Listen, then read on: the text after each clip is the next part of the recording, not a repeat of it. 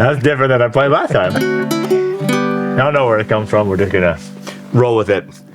Feels like we do a lot of these videos. We do. Kanilea KPA Baritone Mastergrade. Because they come in, they go out. They're gone. Then we need more. Yeah. We need another one.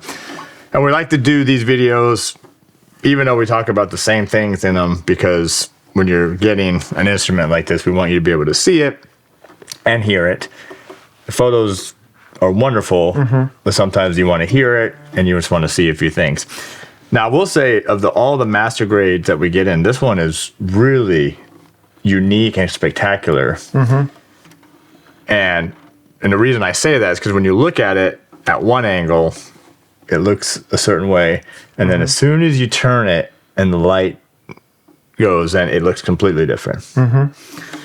It's dark here, and then you turn it a little bit, and then it's light, and then it transfers over to the sides. And it's book matched. They're identical sides, but yeah, it does the sort of reverse of each of it, kind of holographic. The back too. I mean, it's really one way, and then as you turn it, those flames, especially the flames. I think that's why it's got so much curl throughout it. In it is that when it hits that light in various ways, it just turns it. So really, really cool. And a lot of people like this kind of koa wood as opposed to some of it that has the big white tone sapwood in it. Got a little bit, almost a little tiny bit here. But it's nice because it's that sort of darker tone of it. But I mean, we have one of these in the deluxe version that has sat for a while. But as soon as we get the master grade in, it's just it's just like if you're gonna make an investment like this, why not get the master grade wood? Especially when you're comparing the two and you look at them side by side, it's hard to look away from the master. Because we don't want to always buy on visuals, but you can't help it. And of course, they sound amazing. All right, so what is KPA? What special do they do on these versus just their normal K1 Bs? Well, this obviously the level of koa is the master grade koa. That's the master grade. First off, we have the binding around the outside, which I like. It's that red. What would you call that? Sort of tortoise? Tortoise shell. Which is really pretty. We got our rosette, that really thick rosette that Kanilea has been doing this year. Really, really nice.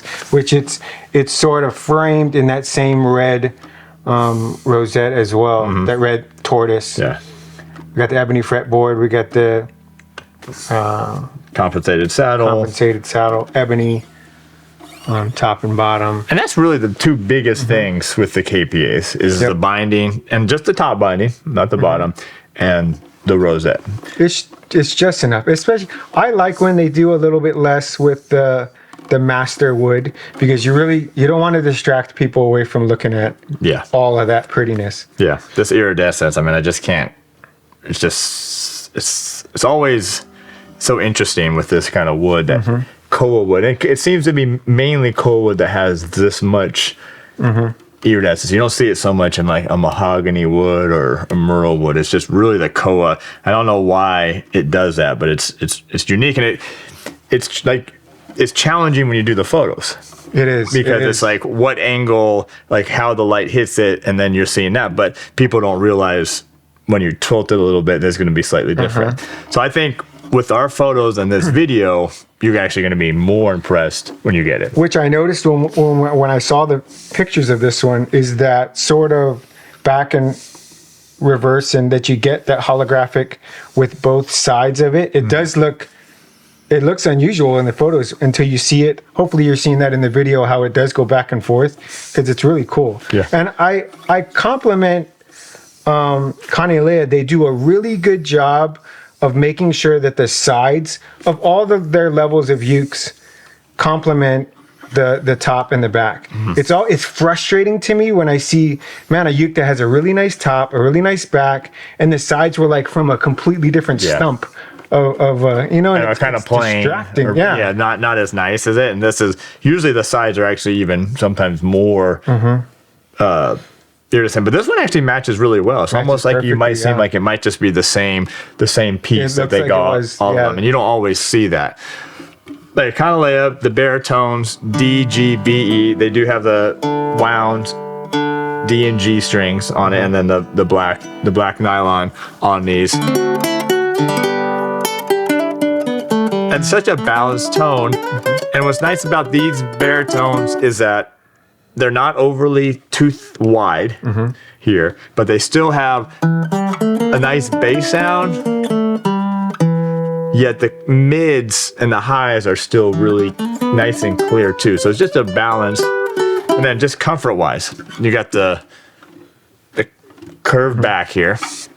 Sits really nicely. Just a little bit of the thinner body than some of the other baritones. Fits really nicely.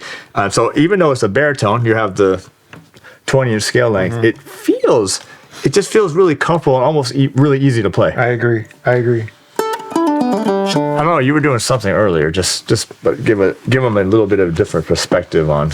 Yeah. What I like about these is you start to on the topic of how thin these are, and it's thin in comparison. It's not a thin line. It's not a slim line or anything like that, but it is not as wide as some other the baritones out there. In comparison to other baritones. I mean, baritones get as big as you want to make them. They get big, yeah. But you forget as you're playing, if you're just sitting at your house playing one of these, you forget that you have this, what you would assume if you're not in the baritone club yet, that, oh yeah, I'm playing this bulky big monster of a uke, but it feels really comfortable because of that. You don't need it to be, 6 inches thick. It's got more than enough sound. It could be a combination of these 2 wound top strings and just everything else magical that they got going on in here, but it's really nice. Nice gloss finish, the silk neck that they do, the ebony head plate. I mean, these are probably our favorite baritones and the ones that we go through so fast here. And that's why we're doing the video again. This will be this baritone, this look, this video, this sound, everything you need. But this one right here literally just came in. Video here for you, photos up for you, pages up for you at TerryCarterMusicStore.com.